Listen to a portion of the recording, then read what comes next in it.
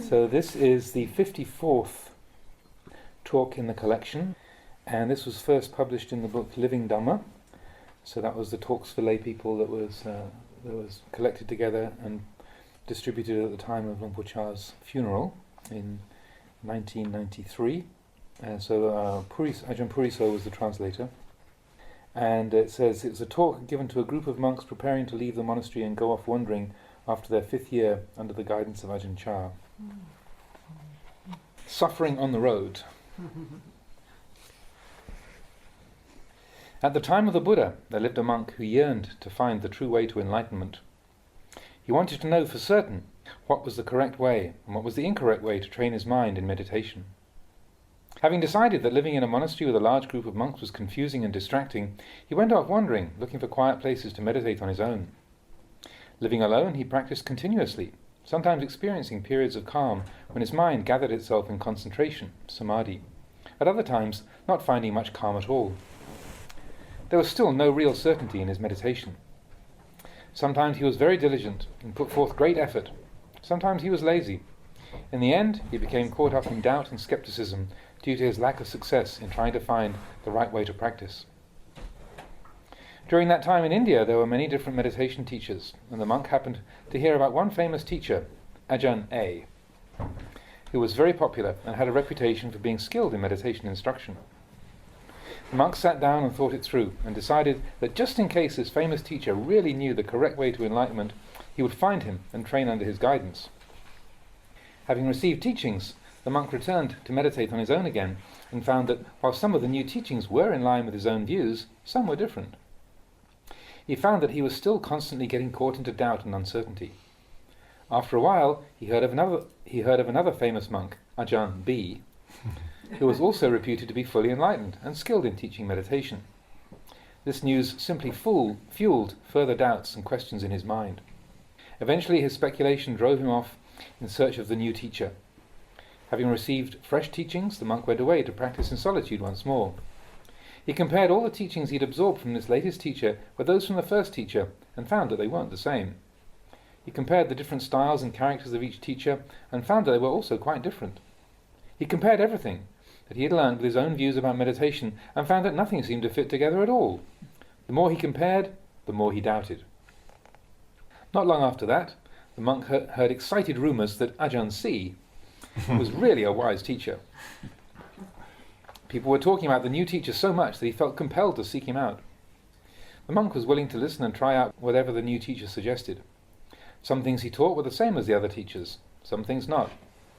The monk kept thinking and comparing, trying to work out why one teacher did things a certain way and another teacher did it differently.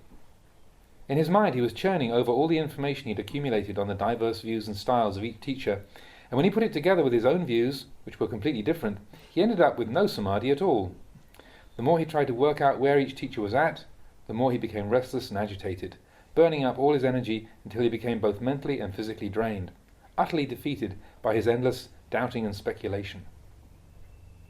Later the monk heard the fast-spreading news that a fully enlightened teacher named Gautama had arisen in the world.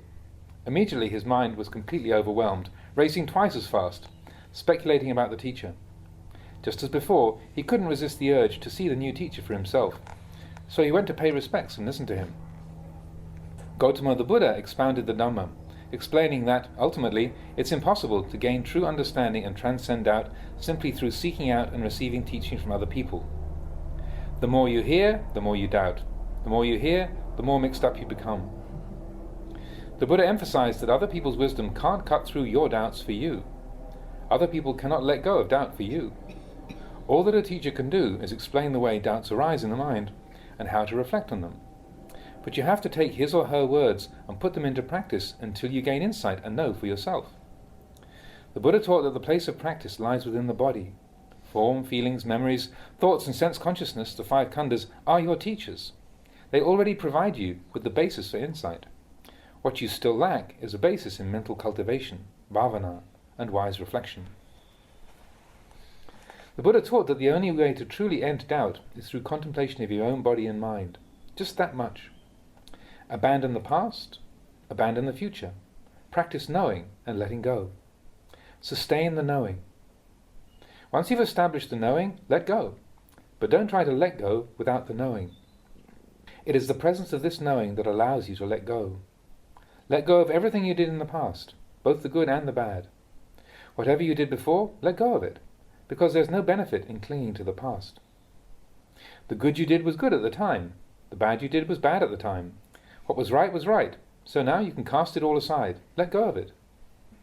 Events in the future are still waiting to happen. All the arising and cessation that will occur in the future hasn't actually taken place yet, so don't attach too firmly to ideas about what may or may not happen in the future. Be aware of yourself and let go.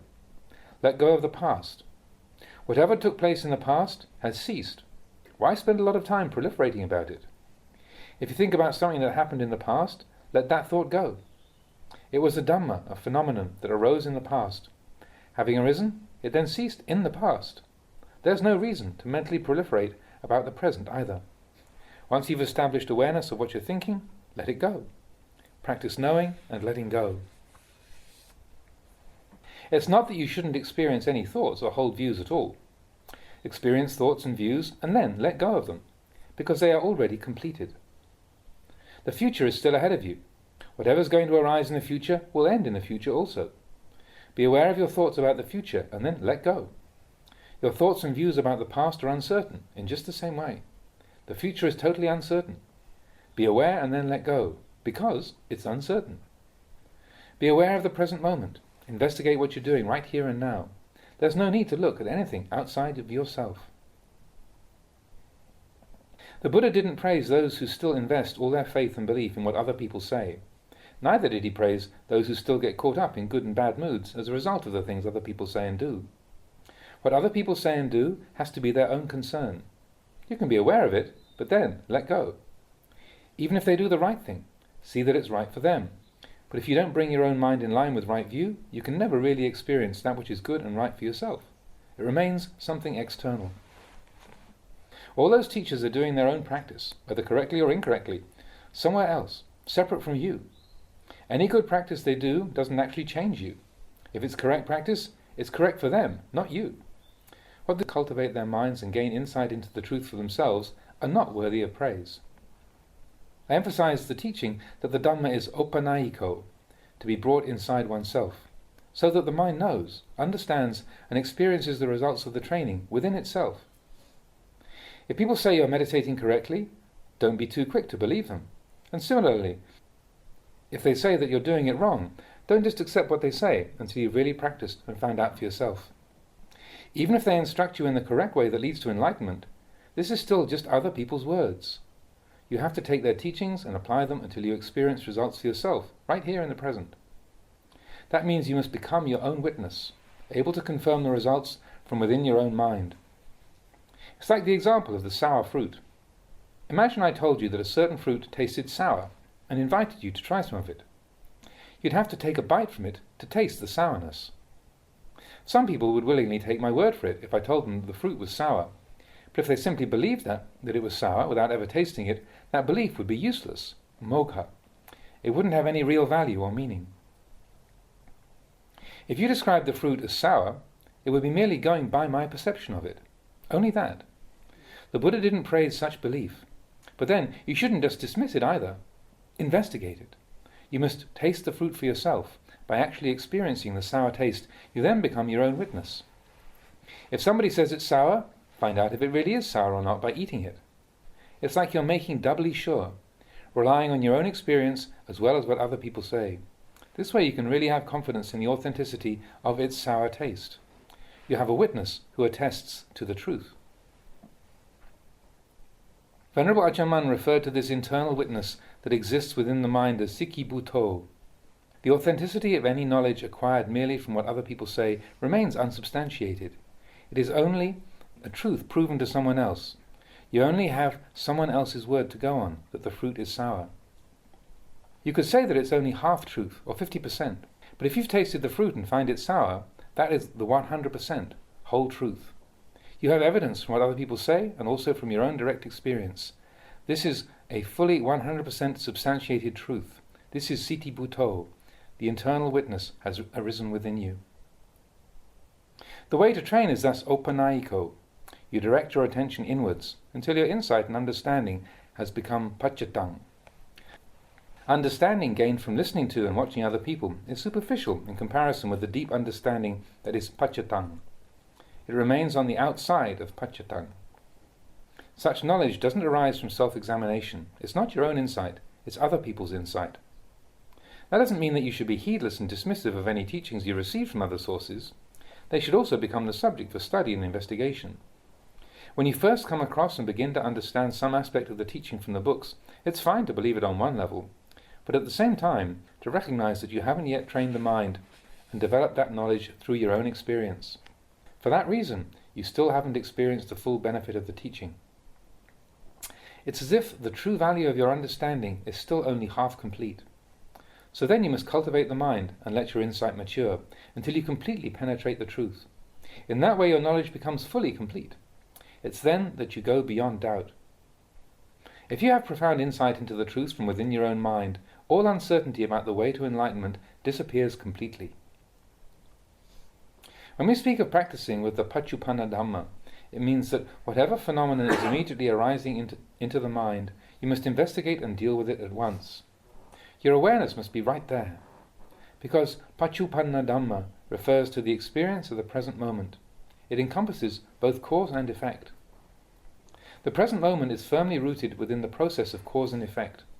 The way you are in the present reflects the causes that lay in the past. Your present experience is the result.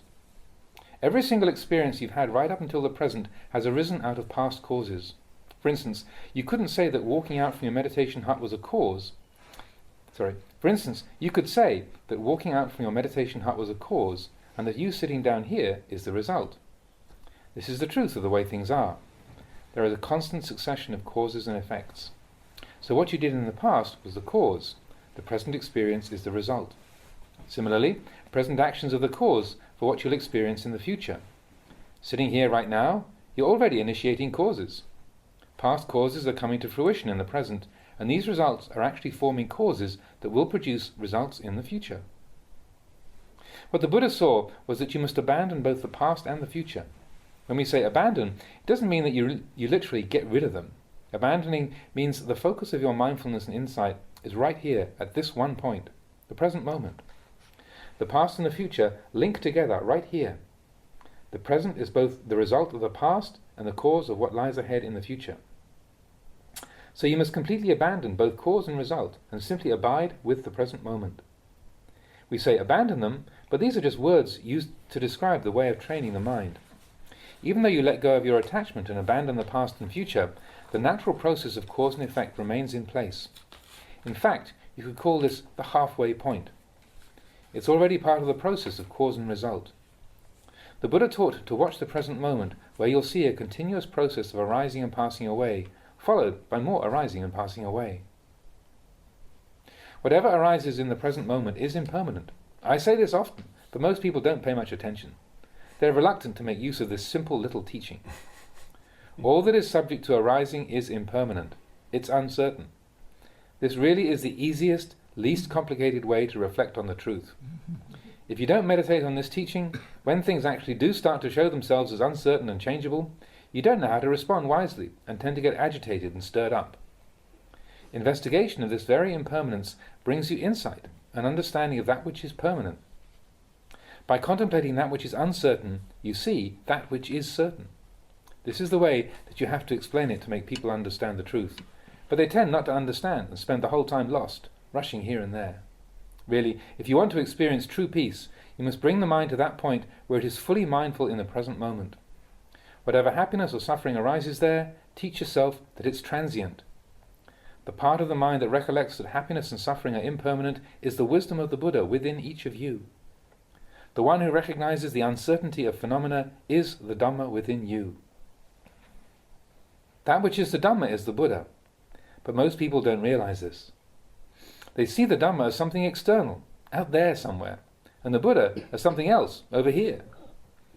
If the mind's eye sees all conditioned things as uncertain, then all of your problems that arise out of attaching and giving undue importance to things will disappear. Whatever way you look at it, this intrinsic truth is the only thing that is really certain. When you see this, rather than clinging and attaching, the mind lets go. the cause of the problem, the attachment, disappears, resulting in the mind penetrating the truth and merging with the Dhamma. There's nothing higher or more profound to seek other than the realization of this truth. In that way, the Dhamma is equal to the Buddha is equal to the Dhamma. This teaching that all conditioned things are uncertain and subject to change is the Dhamma. The Dhamma is the essence of the Buddha. It isn't anything else. The purpose of cultivating awareness through continuous recitation of Buddho, Buddho, that which knows, is to see this truth. When the mind becomes one-pointed through the recitation of Buddho, this supports the development of insight into the three characteristics of impermanence, anicca, suffering, dukkha, and not self, anatta. The clarity of awareness brings you to view things as uncertain and changeable. If you see this clearly and directly, the mind lets go. So when you experience any kind of happiness, you know it's uncertain. When you experience any kind of suffering, you know it's uncertain, just the same. If you go to live somewhere else, hoping it'll be better than where you are already, remember that it's not a sure thing whether you really will find what you're looking for. If you think it's best to stay here, again, it's not sure. That's just the point. With insight, you see that everything is uncertain, so that wherever you go to practice, you don't have to suffer. When you want to stay here, you stay. When you want to go elsewhere, you go, and you don't make any problems for yourself. All that doubting and vacillation about what is the right thing, that ends. It's the way of training in fixing mindfulness solely on the present moment that brings the doubts to an end. So, don't worry about the past or the future. The past has already ceased. Whatever occurred in the past has already taken place and is over and done with. It's finished. Whatever's going to arise in the future is also going to end in the future. Let go of that too. Why get worried about it? Observe the phenomena, Dhamma, arising in the present moment and notice how they're changing and unreliable. As Buddho, the knowing, matures and penetrates deeper, you gain a more profound awareness of the essential truth that all conditioned phenomena are of an impermanent nature. This is where insight deepens and allows the stability and tranquility of samadhi to strengthen and become more refined. Samadhi means the mind that is firm and stable, or the mind that is calm. There are two kinds. One kind of calm comes from practicing in a quiet place, where there are no sights, sounds, or other sensual impingements to disturb you. The mind with such calm is not free from defilements, the kilesa. The defilements still cover over the mind, but during the time when it's calm in samadhi, they remain in abatement. It's like pond water that's temporarily clear after all the dirt and dust particles have settled on the bottom. As long as the sediment hasn't been stirred up, the water remains clear. But as soon as something does disturb it, the dirt rises up and the water becomes cloudy again. You are just the same. When you hear a sound, see a form, or the mind is affected by a mental state, any reaction of disliking clouds over the mind. If no aversion is stimulated, you feel comfortable, but that feeling of comfort comes from the presence of attachment and defilement rather than wisdom. For example, suppose you wanted this tape recorder. As long as this desire was unfulfilled, you'd feel a dissatisfaction. However, once you'd gone out looking and found one for yourself, you'd feel content and satisfied, wouldn't you? However, if you attached to the feeling of contentment that arose because you managed to get your own tape recorder, you would actually be creating the conditions for future suffering. You'd be creating the conditions for future suffering without being aware of it. This is because your sense of satisfaction would be dependent on you gaining a tape recorder. So as long as you still didn't possess one, you'd experience suffering. Once you acquired a tape recorder, you'd feel content and satisfied.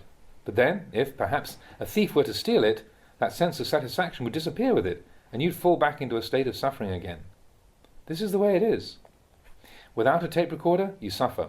With one, you're happy, but when for some reason you lose it, you become miserable again. It goes on like this the whole time. This is what is meant by samadhi that is dependent on peaceful conditions. It's uncertain, like the happiness you experience when you get what you want. When you finally get the tape recorder you've been looking for, you feel great. But what's the true cause of that pleasant feeling? It arises because your desire has been satisfied. That's all. That's as deep as that kind of happiness can reach. It's happiness conditioned by the defilements that control your mind. You aren't even aware of this. At any time somebody could come along and steal that tape recorder, causing you to fall right back into suffering again. So, that kind of samadhi only provides a temporary experience of calm. You have to contemplate the nature of the calm that arises out of serenity, samatha meditation to see the whole truth of the matter. That tape recorder that you obtain, or anything else you possess, is bound to deteriorate, break up and disappear in the end. You have something to lose because you gained a tape recorder. If you don't own a tape recorder, you don't have one to lose. Birth and death are the same. Because there has been a birth, there has to be the experience of death. If nothing gets born, there's nothing to die. All those people who die had to be born at some time. Those who don't get born don't have to die. This is the way things are. Being able to reflect in this way means that as soon as you acquire that tape recorder, you are mindful of its impermanence, that one day it'll break down or get stolen, and that in the end it must inevitably fall apart and completely disintegrate. You see the truth with wisdom, and understand that the tape recorder's very nature is impermanent.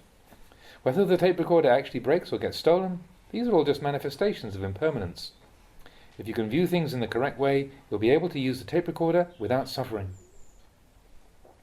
You can compare this with setting up some kind of business in the lay life. If at first you needed to get a loan from the bank to set up the business operation, immediately you begin to experience stress. You suffered because you wanted somebody else's money.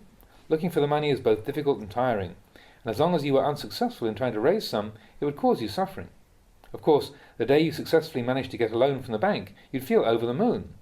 But that elation wouldn't last more than a few hours, because, in no time at all, the interest payments on the loan would start to eat up all your profits. You wouldn't have to do so much as raise one finger, and already your money would be draining away to the bank in interest payments. Can you believe it? You'd be sitting there suffering again. Can you see this?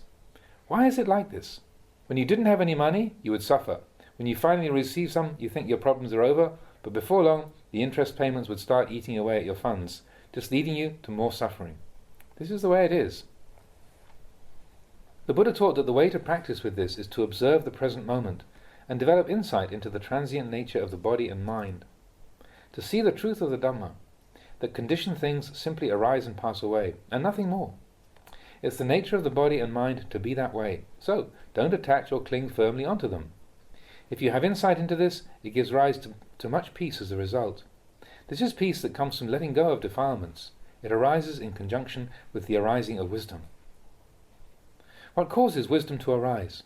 It comes from contemplating the three characteristics of impermanence, suffering, and not-self, which brings you insight into the truth of the way things are.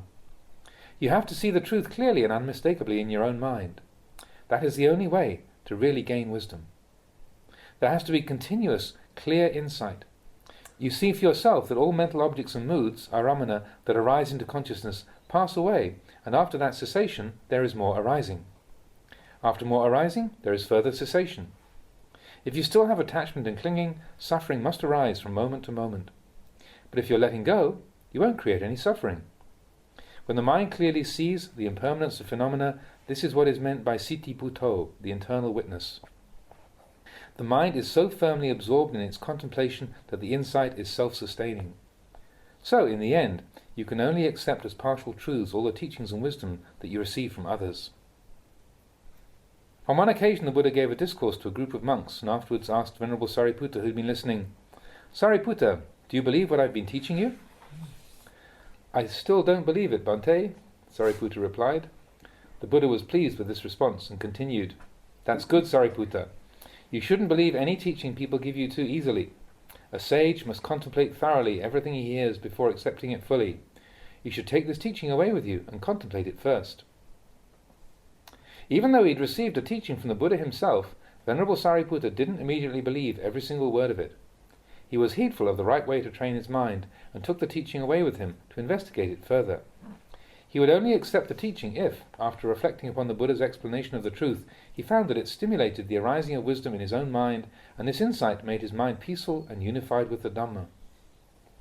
The understanding that arose must lead to the Dhamma becoming fixed within his own mind. It had to be in accordance with the truth of the way things are. The Buddha taught his disciples to accept a point of Dhamma only if, beyond all doubt, they found it to be in line with the way things are in reality, as seen both from one's own and other people's experience and understanding. In the end, the important thing is simply to investigate the truth. You don't have to look very far away. Just observe what's happening in the present moment. Watch what's happening in your own mind. Let go of the past. Let go of the future. Just be mindful of the present moment, and wisdom will arise from investigating and seeing clearly the characteristics of impermanence, suffering, and not self. If you're walking, see that it's impermanent. If sitting, see that it's impermanent. If lying down, see that it's impermanent. Whatever you're doing, these characteristics will be manifesting the whole time, because this is the way things are. That which is permanent is this truth of the way things are. That never changes. If you cultivate insight to the point where the way you view things is completely and unwaveringly in line with this truth, you will be at ease with the world. Will it really be that peaceful, going to live alone up in the mountains somewhere? It's only a temporary kind of peace. Once you start to feel hungry on a regular basis and the body lacks the nourishment that it's used to, you'll become weary of the whole experience again. The body will be crying out for its vitamins. But the hill tribe people who provide your alms food don't know much about the level of vitamins needed for a balanced diet. In the end, you'll probably come back down and return here to the monastery. If you stay in Bangkok, you'll probably complain that the people offer too much food and that it's a burden and just a lot of hassle. So perhaps you'll decide it's better to go and live way out in seclusion in the forest somewhere. In truth, you must be pretty foolish if you find living on your own causes you suffering. If you find living in community with lots of people is a lot of suffering, you're equally foolish. It's like chicken shit. If you're walking on your own somewhere carrying chicken shit, it stinks. If there's a whole group of people walking around carrying chicken shit, it stinks just the same. It can become habitual to keep lugging around what is rotten and putrid. This is because you still have wrong view. But for someone with right view, although they might be quite correct to think that living in a large community isn't very peaceful, they would still be able to gain much wisdom from the experience. For myself, teaching large numbers of monks, nuns, and lay people has been a great source of wisdom for me. In the past I had fewer monks living with me, but then as more lay people came to visit and the resident community of monks and nuns grew in size, I was exposed to much more, because everybody has different thoughts, views, and experiences. My patience, endurance, and tolerance matured and strengthened as it was stretched to its very limits. When you keep reflecting, all such experience can be of benefit to you. But if you don't understand the truth of the way things are, at first you might think that living alone is best. Then after a while, you might get bored with it. So then you might think that living in a large community is better. Or perhaps you might feel that being in a place where there's only a little food offered is the ideal. You might decide that a plentiful supply of food is actually the best and that little food is no good at all. Or you might change again and conclude that too much food is a bad thing. In the end, most people just remain forever caught up in views and opinions because they don't have enough wisdom to decide for themselves. So, try to see the uncertainty of things. If you're in a large community, it's uncertain. If you're living with just a small group, it's also not a sure thing. Don't attach to or cling to views about the way things are. Put effort into being mindful of the present moment. Investigate the body, penetrating deeper and deeper inside. The Buddha taught monks and nuns to find a place to live and train where they are at ease, where the food is suitable, the company of fellow practitioners, the Kalyanamitta is suitable, and the lodgings are comfortable. But actually, finding a place where all these things are just right and suited to your needs is difficult. So at the same time, he also taught that wherever you go to live, you might have to encounter some discomfort and put up with things that you don't like. For instance, how comfortable is this monastery? If the lay people made it really comfortable for you, what would it be like? Every day they'd be at your service to bring you hot and cold drinks, just as you wished, and all the sweets and treats that you could eat. They'd be polite and praise you, saying all the right things. That's what having good lay support is like, isn't it? Some monks and nuns like it that way. The lay supporters here are really great. It's really comfortable and convenient. In no time at all, the whole training in mindfulness and insight just dies. That's how it happens. What's really comfortable and suitable for meditation can mean different things to different people. But once you know how to make your own mind content with what you have, then wherever you go, you'll feel at ease. If you have to stay somewhere that would perhaps not be your first choice, you still know how to remain content while you train there. If it's time to go elsewhere, then you're content to go. You don't have any worries about these external things. If you don't know very much, things can be difficult. If you know too much, it can also bring you a lot of suffering. Everything can be a source of discomfort and suffering. As long as you don't have any insight, you'll be constantly caught up in the moods of satisfaction and dissatisfaction, stimulated by the conditions around you, and potentially every little thing can cause you to suffer. Wherever you go, the meaning of the Buddha's teaching remains correct, but it's the Dhamma in your own mind that is still not correct. Where will you go to find the right conditions for practice? Maybe such and such a monk has got it right and is really practicing hard with the meditation. As soon as the meal is finished, he hurries away to meditate. All he does is practice developing his samadhi. He's really dedicated and serious about it. Or maybe he isn't so dedicated, because you can't really know. If you really practice wholeheartedly for yourself, you're certain to reach peace of mind. If others are really dedicated and genuinely training themselves, why are they not yet peaceful? This is the truth of the matter. In the end, if they aren't peaceful, it shows that they can't really be that serious about the practice after all. When reflecting on the training in samadhi, it's important to understand that sila, virtue, and concentration, samadhi, and wisdom, panya, are each essential roots that support the whole. They are mutually supporting, each having its own indispensable role to play. Each provides a necessary tool to be used in developing meditation, but it's up to each individual to discover skillful ways to make use of them. Someone with a lot of wisdom can gain insight easily. Someone with little wisdom gains insight with difficulty. Someone without any wisdom won't gain any insight. Two different people might be following the same way of cultivating the mind, but whether they actually gain insight into the Dhamma will depend on the amount of wisdom each has. If you go to observe and train with different teachers, you must use wisdom to put what you see into perspective. How does this Ajahn do it? What's that Ajahn style like? You watch them closely, but that's as far as it goes. It's all just watching and judging on the external level. It's just looking at their behavior and way of doing things on the surface. If you simply observe things on this level, you'll never stop doubting. Why does that teacher do it this way? Why does this teacher do it another way? In that monastery, the teacher gives lots of talks. Why does the teacher in this monastery give so few talks? In that other monastery, the teacher doesn't even give any talks at all. It's just crazy when the mind proliferates endlessly, comparing and speculating about all the different teachers. In the end, you simply wind yourself up into a mess. You must turn your attention inward and cultivate for yourself. The correct thing to do is focus internally on your own training, as this is how right practice, samapatipada, develops. You simply observe different teachers and learn from their example, but then you have to do it yourself. If you contemplate at this more subtle level, all that doubting will stop. There was one senior monk who didn't spend a lot of time thinking and reflecting about things. He didn't give much importance to thoughts about the past or the future, because he wouldn't let his attention move away from the mind itself. He watched intently what was arising in his awareness in the present moment. Observing the mind's changing behavior and different reactions as it experienced things, he wouldn't attach importance to any of it, repeating the teaching to himself, "It's uncertain, it's not a sure thing." If you can teach yourself to see impermanence in this way, it won't be long before you gain insight into the Dhamma. In fact, you don't have to run after the proliferating mind. Really, it just moves around on its own enclosed circuit.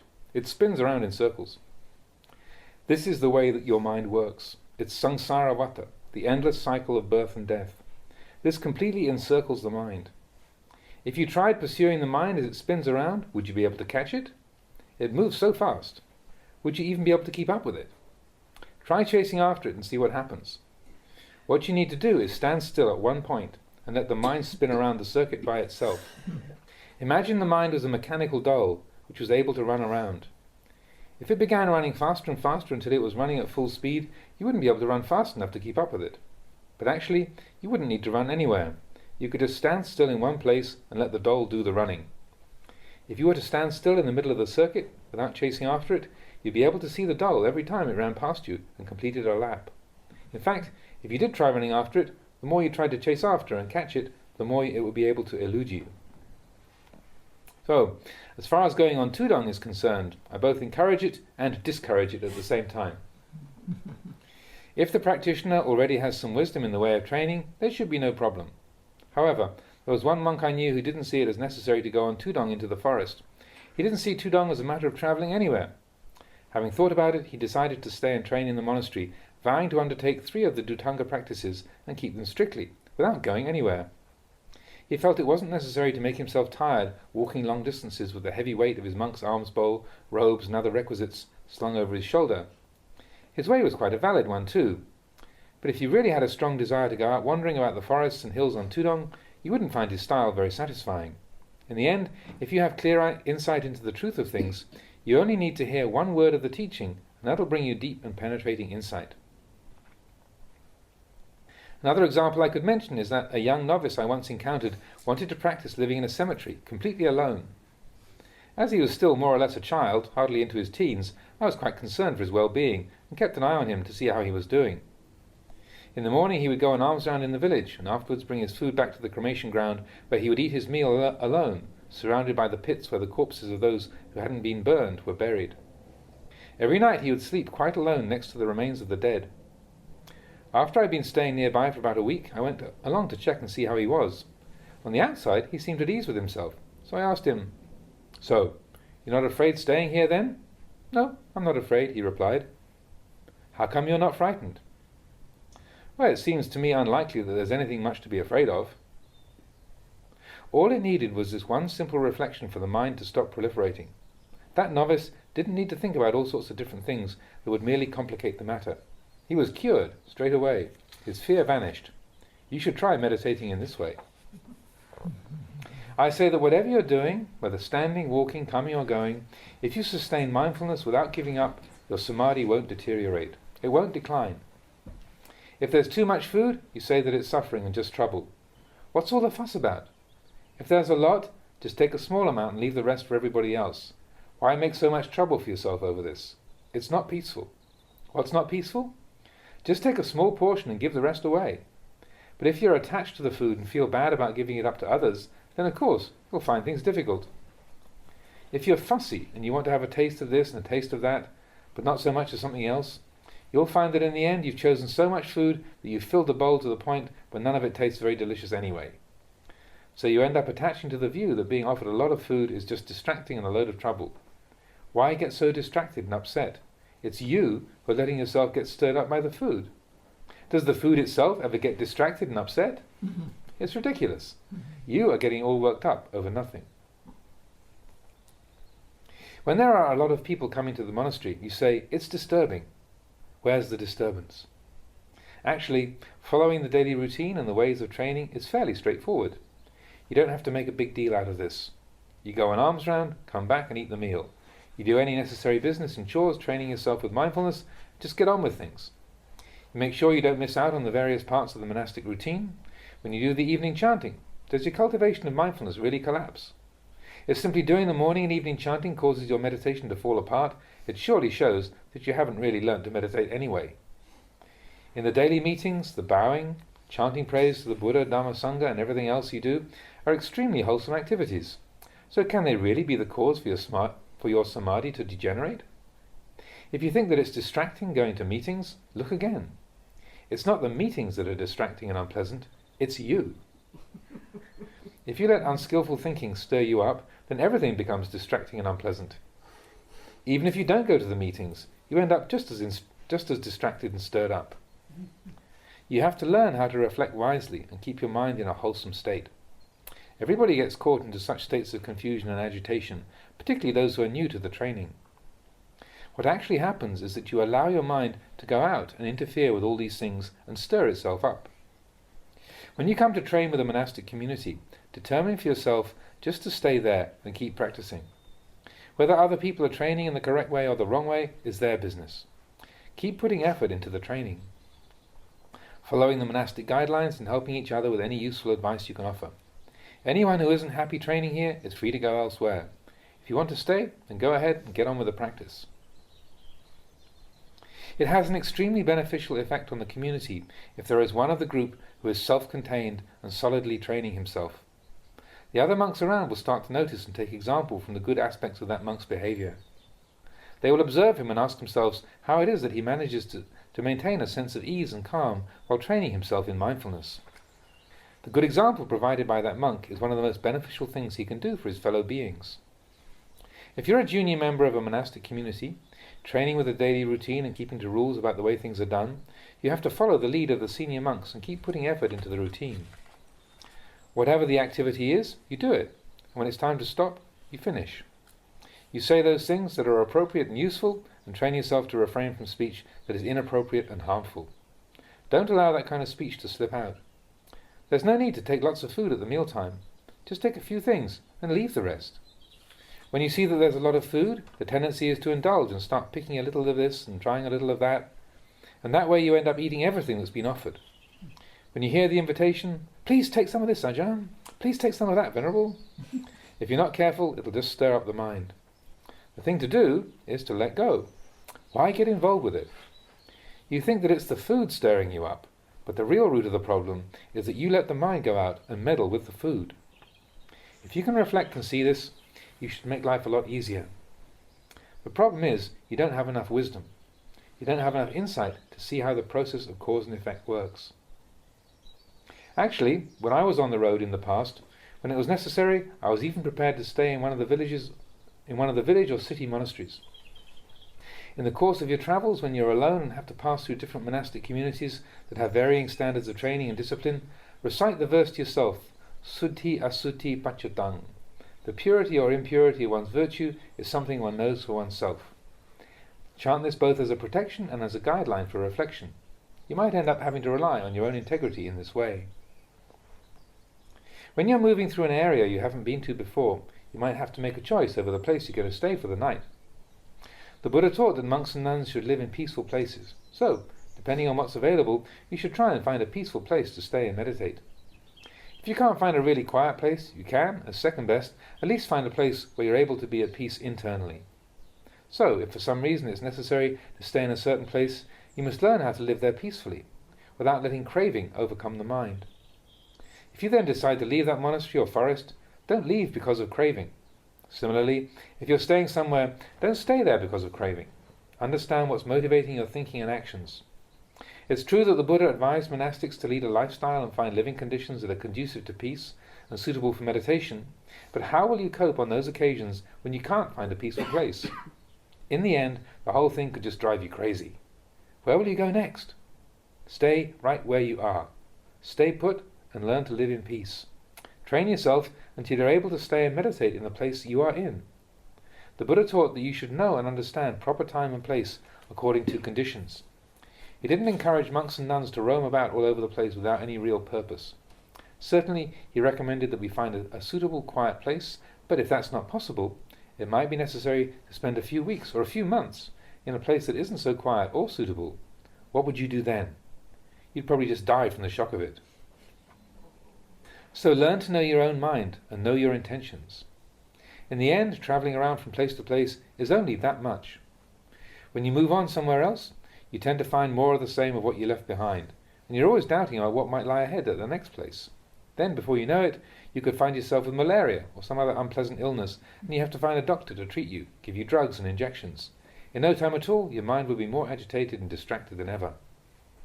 Actually, the secret to successful meditation is to bring your way of viewing things in line with the Dhamma. The important thing is to establish right view, samadhi, in the mind. It isn't anything more complicated than that, but you have to keep putting forth effort to investigate and seek out the correct way for yourself. Naturally, this involves some difficulty, because you still lack maturity of wisdom and understanding. So, what do you think you'll do?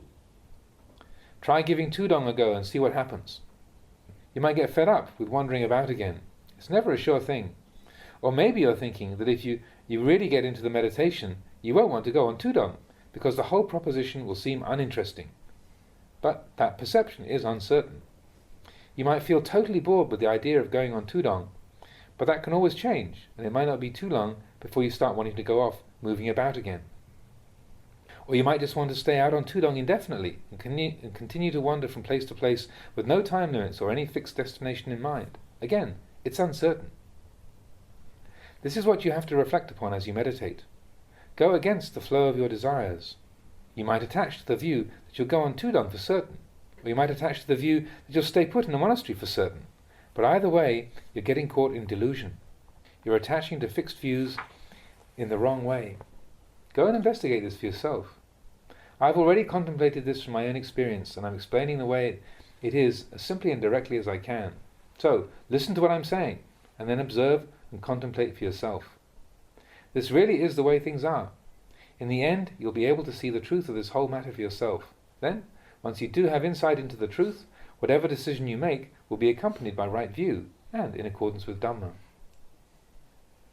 Whatever you decide to do, whether to go on Tudong or to stay at the monastery, you must wisely reflect first. It isn't that you're forbidden from going off wandering in the forest, or going to find quiet places to meditate. If you do go off walking, really make a go of it and walk until you're worn out and ready to drop. Test yourself to the limits of your physical and mental endurance. In the old days, as soon as I caught sight of the mountains, I'd feel elated and be inspired to take off. Nowadays, when I see them, the body starts moaning just at the sight of them, and all I want to do is turn around and go back to the monastery. There's not much enthusiasm for all that anymore. Before, I'd really be happy to live up in the mountains. I even thought I'd spend my whole life living up there. The Buddha taught to be mindful of what's arising in the present moment. Know the truth of the way things are in the present moment. These are the teachings he left you, and they are correct. But your own thoughts and views are still not correctly in line with the Dhamma, and that's why you continue to suffer. So, try out Tudong if it seems like the right thing to do. See what it's like moving around from place to place and how that affects your mind. I don't want to forbid you from going on Tudong, but I don't want to give you permission either. Do you understand my meaning? I neither want to prevent you nor allow you to go. But I'll share with you some of my experience. If you do go on Tudong, use the time to benefit your meditation. Don't just go like a tourist, having fun travelling around. These days it looks like more and more monks and nuns go on Tudong to indulge in a bit of sensual enjoyment and adventure rather than to really benefit their own spiritual training. If you do go, then really make a sincere effort to use the Dhutanga practices to wear away the defilements. Even if you stay in the monastery, you can take up these Dhutanga practices. These days, what they call Tudong tends to be more of a time for seeking excitement and stimulation than training in the 13 Dhutanga practices. If you go off like that, you're just lying to yourself when you call it Tudong. It's an imaginary Tudong. Tudong can actually be something that supports and enhances your meditation. When you go, you should really do it. Contemplate what is the true purpose and meaning of going on Tudong.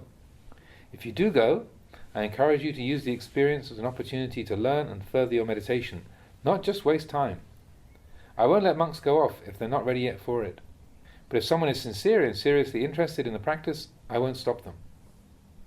When you're planning to go off, it's worth asking yourself these questions and reflecting on them first. Staying up in the mountains can be a useful experience. I used to do it myself. In those days I'd have to get up really early in the morning because the houses where I went on alms round were such a long way away. I might have to go up and down an entire mountain, and sometimes the walk was so long and arduous that I wouldn't be able to get there and back in time to eat the meal at my camp before midday. If you compare it with the way things are these days, you can see that maybe it's not actually necessary to go to such lengths and put yourself through so much hardship. It might actually be more beneficial to go on alms round to one of the villages near the monastery here, return to eat the meal, and have lots of energy left in reserve to put forth effort in the formal practice. That's if you're training yourself sincerely. But if you're just into taking it easy and like to go straight back to your hut for a sleep after the meal, that isn't the correct way to go. In the days when I was on Tudong, I might have to leave my camp at the crack of dawn and use up much of my energy just in the walk across the mountains. Even then I might be so pushed for time I'd have to eat my meal in the middle of the forest somewhere before getting back. Reflecting on it now, I wonder if it's worth putting oneself into all that bother. It might be better to find a place to practice where the alms route to the local village is not too long or difficult, which would allow you to save your energy for formal meditation. By the time you've cleaned up and are back at your hut, ready to continue meditating, that monk up in the mountains would still be stuck out in the forest without even having begun to eat his meal. Views on the best way of practice can differ. Sometimes you actually have to experience some suffering before you can have insight into suffering and know it for what it is. Tudong can have its advantages, and I neither criticize those who stay in the monastery nor those who go off on Tudong, if their aim is to progress in training themselves. I don't praise monks just because they stay in the monastery, nor do I praise monks simply because they go off on Tudong either. Those who really deserve praise are the ones with right view. If you stay in the monastery, it should be for cultivating the mind. If you go off, it should be for cultivating the mind. The meditation and training goes wrong when you go off with the group of friends you're attached to, only interested in having a good time together and getting involved in foolish pursuits. So then there's some questions and answers to complete this. What do you have to say about the way of training? What do you think about what I have been saying? What do you think you'll decide to do in the future then? So one monk responds, I'd like to ask for some teaching about the suitability of different meditation objects for different temperaments. For a long time now I've tried calming the mind by focusing attention on the breathing in conjunction with reciting the meditation word Buddho, but I've never become very peaceful. I tried contemplating death, but that hasn't helped calm the mind down either. Reflecting on the 5 aggregates hasn't worked either, so I've finally exhausted all my wisdom. Ajahn Chah responds, just let go. If you've exhausted all your wisdom, you must let go. He responds, as soon as I begin to experience a little bit of calm during sitting meditation, a multitude of memories and thoughts immediately springs up and disturbs the mind. Ajahn Chah responds, that's just the point. It's uncertain. Teach yourself that it's not certain. Sustain this reflection on impermanence as you meditate. Every single sense object and mental state that you experience is impermanent, without exception. Keep this reflection present in the mind constantly. In the course of meditation, reflect that the distracted mind is uncertain. When the mind does become calm with samadhi, it's uncertain, just the same. The reflection on impermanence is the thing that you should really hold on to. You don't need to give too much importance to anything else. Don't get involved with the things that arise in the mind. Let go. Even if you're peaceful, you don't need to think about it too much. Don't take it too seriously. Don't take it too seriously if you're not peaceful either. Vinyanang anichang. Have you ever read that anywhere? It means sense consciousness is impermanent. Have you ever heard that before? How should you train yourself in relationship to this truth? How should you contemplate when you find that both peaceful and agitated mind states are transient? The important thing is to sustain awareness of the way things are. In other words, know that both the calm mind and the distracted mind are uncertain. Once you know this, how will you view things? Once this understanding is implanted in the mind, whenever you experience peaceful states, you know that they are transient. And when you experience agitated states, you know that they are transient also. Do you know how to meditate with this kind of awareness and insight? The monk responds, I don't know. Ajahn Chah replies, investigate impermanence. How many days can those tranquil mental states really last? Sitting meditation with a distracted mind is uncertain. When the meditation brings good results and the mind enters a state of calm, that's also uncertain. This is where insight comes. What's there left for you to attach to? Keep following up on what's happening in the mind. As you investigate, keep questioning and prodding, probing deeper and deeper into the nature of impermanence. Sustain your mindfulness right at this point. You don't have to go anywhere else. In no time at all, the mind will calm down, just as you want it to. The reason practicing with the meditation word Buddho doesn't make the mind peaceful, or practicing mindfulness of breathing doesn't make the mind peaceful, is because you're attaching to the distracted mind. When reciting Buddho, or concentrating on the breath and the mind still hasn't calmed down, reflect on uncertainty, and don't get too involved with whether the state of mind is peaceful or not.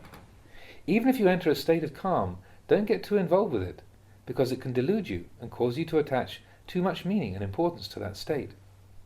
You have to use some wisdom when dealing with the deluded mind. When it's calm, you simply acknowledge the fact and take it as a sign that the meditation is going in the right direction. If the mind isn't calm, you simply acknowledge the reality that the mind is confused and distracted. But there's nothing to be gained from refusing to accept the truth and trying to struggle against it. When the mind is peaceful, you can be aware that it's peaceful, but remind yourself that any peaceful state is uncertain. When the mind is distracted, you observe the lack of peace and know that it is just that. The distracted state of mind is equally as prone to change as a peaceful one. If you've established this kind of insight, the attachment to the sense of self collapses as soon as you begin to confront it and investigate. When the mind is agitated, the moment you begin to reflect on the uncertainty of that state, the sense of self is blown up out of attachment and begins to deflate. It tilts to one side like an inflatable boat that's been punctured. As the air rushes out of the boat, it starts to capsize, and similarly, the sense of self collapses. Try it out for yourself. The trouble is that usually you fail to catch your deluded thinking fast enough. As it arises, the sense of self immediately forms around the mental agitation, but as soon as you reflect on its changing nature, the attachment collapses. Try looking at this for yourself. Keep questioning and examining deeper and deeper into the nature of attachment. Normally, you fail to stop and question the agitation in the mind. But you must be patient and feel your way. Let the agitated proliferation run its course, and then, slowly, continue to feel your way. You're more used to not examining it, so you must be determined to focus attention on it. Be firm, and don't give it any space to stay in the mind. But when I give talks, you usually burst out complaining in frustration. All this old Ajahn ever talks about is impermanence and the changing nature of things. From the first moment, you can't stand hearing it, and you want to flee somewhere else. Lumpur only has one teaching, that everything is uncertain.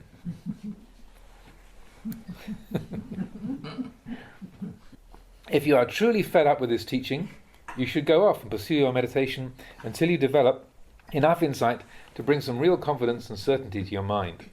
Go ahead and give it a go. In no time at all, you'll probably be back here again. So, try to commit these teachings to memory and store them in your heart. Then go ahead and try out wandering about on Tudong. If you don't come to understand and see the truth in the way I've explained it, you'll find little peace. Wherever you are, you won't be at ease within yourself. You won't be able to find anywhere that you can really meditate at all. I agree that doing a lot of formal meditation to develop samadhi is a good thing. Are you familiar with the terms Ch54, meaning liberation of the heart, and Panya-vimutti, meaning liberation through wisdom? Do you understand the meaning of them? Vimutti means liberation from the mental taints, the asava. There are two ways the mind can gain liberation. Ch54 refers to liberation that comes after samadhi has been developed and perfected to its most powerful and refined level. The practitioner first develops the ability to suppress the defilements completely through the power of samadhi, and then turns to the development of insight to finally gain liberation. Panya-vimutti means release from the outflows, where the practitioner develops samadhi to a level where the mind is completely one-pointed and firm enough to support and sustain insight, which then takes the lead in cutting through the defilements. These two kinds of liberation are comparable to different kinds of trees. Some species of tree grow and flourish with frequent watering. Others can die if you give them too much water. With those trees, you only need to give them a small amount of water, just enough to keep them going. Some species of pine are like that. If you overwater them, they just die. You only need to give them a little water once in a while. Strange, isn't it? Look at this pine tree. It appears so dry and parched that you wonder how it manages to grow. Think about it. Where does it get the water it needs to survive and produce those big, lush branches? Other kinds of trees would need much more water to grow to a similar size. Then there are those kinds of plants that they put into pots and hang up in different places with the roots dangling in mid-air. You think they just die, but very quickly the leaves grow longer and longer with hardly any water at all. If they were just the ordinary kinds of plants that grow on the ground, they'd probably just shrivel up. It's the same with these two kinds of release. Do you see it? It's just that they naturally differ in this way. Vimutti means liberation. Ch54 is liberation that comes from the strength of mind that has been trained in samadhi to the maximum level. It's like those trees that need lots of water to flourish. The other kinds of trees only need a small amount of water. With too much water, they just die. It's their nature to grow and thrive, requiring only small amounts of water. So the Buddha taught that there are two kinds of liberation from the defilements, Ch54 and Panya-vimutti. To gain liberation, it requires both wisdom and the power of samadhi. Is there any difference between samadhi and wisdom? The bhikkhu responds, no. Lumpur answers, why do they give them different names? Why is there this split between Ch54 and Panya-vimutti? It's just a verbal distinction. That's right. Do you see it? If you don't see this, you can very easily go running around labeling and making such distinctions, and even get so carried away that you start to lose your grip on reality. Actually, though, each of these two kinds of liberation does have a slightly different emphasis. It wouldn't be correct to say that they were exactly the same, but they aren't two different things either. Am I correct if I answer in this way? I'll say that these two things are neither exactly the same nor different. This is the way I answer the question. You must take what I have said away with you and reflect on it. Talking about the speed and fluency of mindfulness makes me think of the time I was wandering alone and having come across an old abandoned monastery in the course of my travels. I set up my umbrella and mosquito net to camp there and practice meditation for a few days. In the grounds of the monastery there were many fruit trees, the branches of which were laden with ripe fruit. I really wanted to eat some, but I didn't dare, because I was afraid that the trees were the property of the monastery and I hadn't received permission to take any. Later on, a villager came by with a basket, and seeing that I was staying there, asked me for permission to pick the fruit. Perhaps they asked me because they thought that I was the owner of the trees. Reflecting on it, I saw that I had no real authority to give them permission to take the fruit, but that if I forbade them, they would criticize me as being possessive and stingy with the monastery's fruit trees. Either way, there would be some harmful results. So I replied to the layperson, "Even though I'm staying in this monastery, I'm not the owner of the trees. I understand you want some of the fruit. I won't forbid you from taking any, but I won't give you permission either. So it's up to you." That's all it needed. They didn't take any. Speaking in this way was actually quite useful. I didn't forbid them, but I didn't give them permission either, so there was no sense of being burdened by the matter.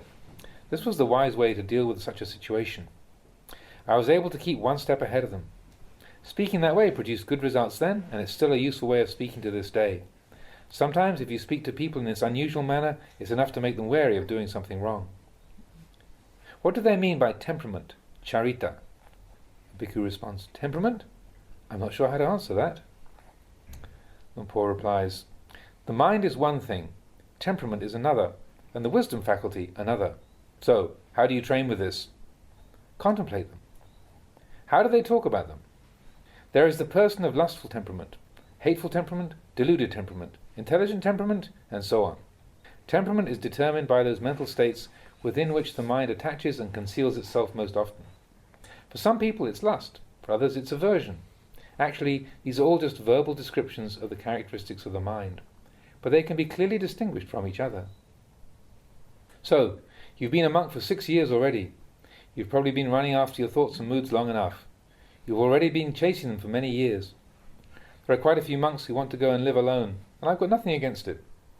If you want to live alone, then give it a go. If you're living in a community, stick with it. Neither is wrong, if you don't reflect in the wrong way. If you're living alone and caught into wrong thinking, that'll prevent you from benefiting from the experience. The most appropriate kind of place for practicing meditation is somewhere quiet and peaceful. But when a suitably peaceful place is not available, if you're not careful, your meditation practice will just die. You'll find yourself in trouble. So be careful not to scatter your energy and awareness by seeking out too many different teachers, different techniques, or places to meditate. Gather together your thoughts and focus your energy. Turn attention inwards and sustain awareness on the mind itself. Use these teachings to observe and investigate the mind over a long period of time. Don't discard them. Keep them with you as a subject for reflection. Look at what I've been saying about all conditioned things being subject to change. Impermanence is something to investigate over time. It won't take long before you gain clear insight into it. One teaching a senior monk gave me when I was new to meditation that has stuck with me simply is to go ahead and train the mind. The important thing is not to get caught up in doubting. That's enough for now. Here you want.